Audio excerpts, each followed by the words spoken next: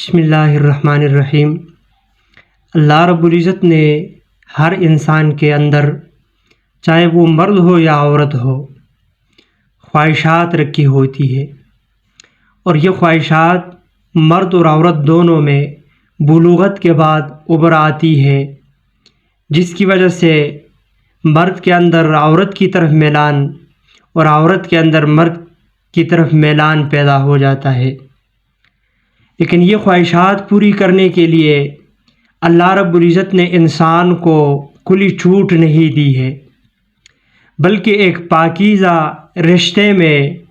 انسان کو یہ اختیار دیا ہے کہ وہ اپنے لیے ایک عورت کا انتخاب کر دے، اور عورت کے لیے یہ اختیار دیا ہے کہ وہ اپنے لیے کسی مرد کا انتخاب کرے، اس کے بعد وہ اپنی خواہشات پوری کر سکتے ہیں۔ پھر یہی جائز خواہشات بعض صورتیں ایسی ہوتی ہے کہ نکاح کی حالت ہوتی ہے، صورت تو نکاح کی ہوتی ہے، رشتہ آپس میں میاں بیوی کا ہے، ازدواجی رشتہ ہے، لیکن اس کے باوجود ہم بستری اور جماع کرنے کی اجازت نہیں ہوتی ہے۔ مثلا میاں بیوی دونوں روزے سے ہے، یا دونوں میں سے کسی ایک کا نفلی روزہ ہے، واجب روزہ ہے، یا رمضان کے فرض روزے ہے، اس دوران جماع اور ہم بستری کی اجازت نہیں ہے۔ اسی طرح سے بیوی جو ہے وہ ماہواری کی بیماری سے گزر رہی ہے، یا نفاس کی بیماری ہے،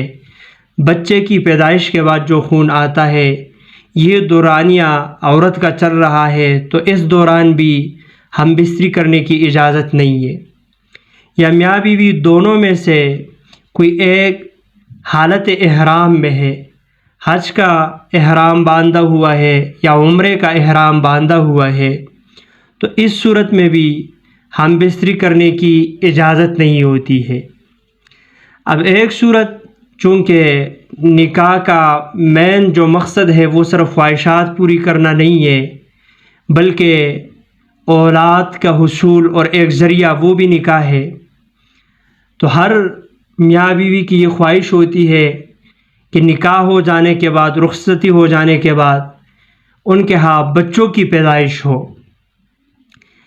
جب کوئی عورت پریگننٹ ہو جاتی ہے، وہ امید سے ہو جاتی ہے، اس کے پیٹ میں بچہ آ جاتا ہے، تو اس دوران پھر میاں بیوی دونوں کو پریشانی لاحق ہوتی ہے کہ آیا حمل کے دوران ہم بستری کرنا جائز ہے یا جائز نہیں ہے۔ اگر جائز ہے تو کس مدت تک، یعنی حمل کے 4 مہینے ہو گئے تو اب اس کے بعد ہم بستری کرنا جائز ہے یا نہیں ہے، 6 مہینے ہو گئے اس کے بعد کیا ہے، 8 مہینے ہو گئے اس کے بعد ہم بستری کرنا اور میلاپ میاں بیوی کا یہ جائز ہے یا جائز نہیں ہے۔